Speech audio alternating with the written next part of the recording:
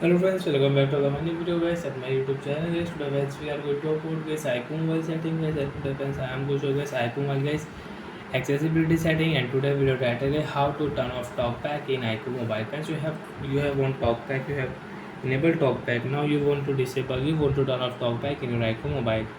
So how to turn off talkback one by one, step by step friends we will talk about. So first of all friends, go and subscribe the channel guys, click the bell icon, like the video. Then first of all use your two finger. After use two finger friends, again use your two finger and one tap on phone setting, and first double tap continue on setting, because friends if you one tap you cannot open your phone setting. So friends you cannot off talkback with one finger, use your two finger and double tap here. Friends click here network setting and again use your two finger.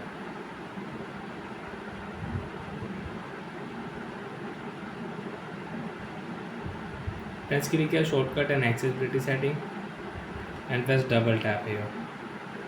Again use your two finger. Accessibility setting, press one tap and double tap continue. Talkback, click here and press double tap. Use talkback, one tap and double tap. Stop button, right side click here and press double tap, and talkback will off in your iqoo mobile. And friends you can use your mobile without talkback.